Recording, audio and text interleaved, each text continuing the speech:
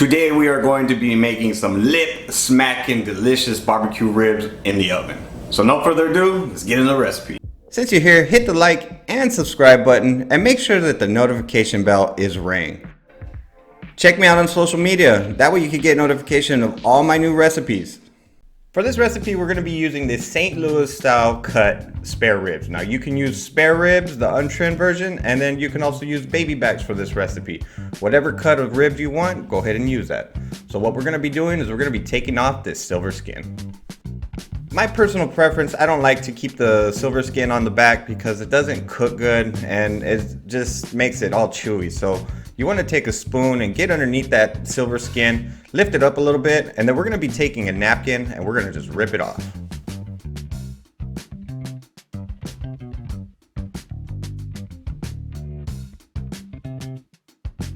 For today, I'm going to be using some liquid smoke as the binder. Now, I usually like to add some mustard or some Worcestershire sauce. But today we're going to be adding some smoke flavor into it. So go ahead and since we're already on the back of the ribs, we're going to go ahead and season that first. So apply a little bit of liquid smoke and then we're going to be giving it a good seasoning. Today we are going to be using my signature California Dream barbecue rub. Now I studied Texas style barbecue for many years and every weekend I would practice to make up some good barbecue. Along with that, I was developing my signature barbecue rub. Now, I never really meant to try to sell it, but here it is. It's a reality now. So this rub goes great on pork and chicken. It's inspired by Texas style barbecue, but it has a lot of influence of California spices. It's a really good blend and it comes out great on ribs. You can pick up a bottle of this barbecue rub at cookingwithkirby.com. Now we're just going to give a good liberal seasoning of that barbecue rub onto those ribs, and then we want to just go ahead and pat them down.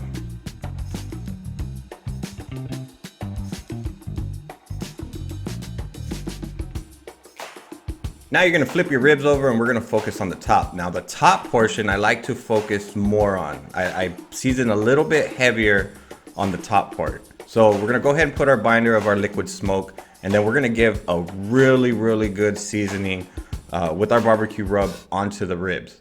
Now, as you can see, I'm going a little bit slower because I'm trying to apply more of that rub onto the pork ribs. Now, my rub is designed to be able to put a thick coating like that because some barbecue rubs are kind of salty. So if you're not using my barbecue rub, just make sure that you know the flavor and the taste and the sodium level of the rub that you're using. So just keep that in mind. Once you have your ribs seasoned up, we're going to be placing them on a baking sheet with a rack and we're going to be putting it in the oven at 350 degrees for 1 hour. After the hour, we're going to go ahead and cover it with some aluminum foil. As you can see, that bark is set. That looks beautiful. So we're going to go ahead and wrap it up and we're going to make sure that it's nicely sealed. Now be really careful because this is hot. Once you have it sealed up, place it back in the oven for another 30 minutes. After 30 minutes, we're going to be removing the ribs from the oven and we're going to be taking off that foil. Now it's time to put some barbecue sauce on there. Now be really careful because these ribs are tender. As you're going to see right now, one of the bones falls right out easily with no problem. So get your tongs in there as far as you can throughout that middle and just flip it on over.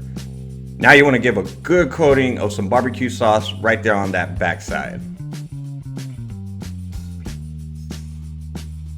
Now for the top of the ribs, I like to focus more on applying more thickness. For some reason, I've just always done that. And I add more seasoning on the top and I add more barbecue sauce. So I like to put a very thick coating of that barbecue sauce on the top of the ribs.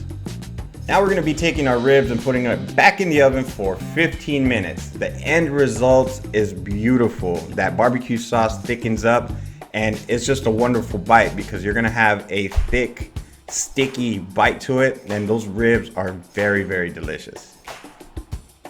The ribs were so tender, I didn't even have to apply any force on my knife to cut through them. They were fall off the bone and just delicious barbecue ribs.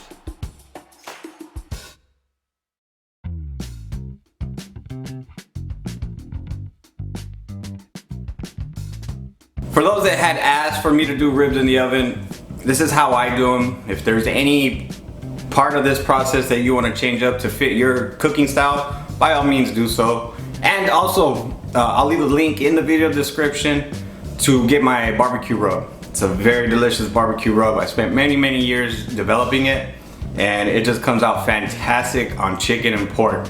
It's got really good flavor. It's inspired by Texas style barbecue, but with a little bit of influence of California. As always, I'll leave the link in the video description and in the comment section, so that way you can follow along step by step in the recipe at cookingwithkirby.com. And if you're new to my channel, hit that subscribe button, that way you can see future videos just like this. If you have any questions or comments, go ahead and leave it down in the comment section and I'll get back to you shortly.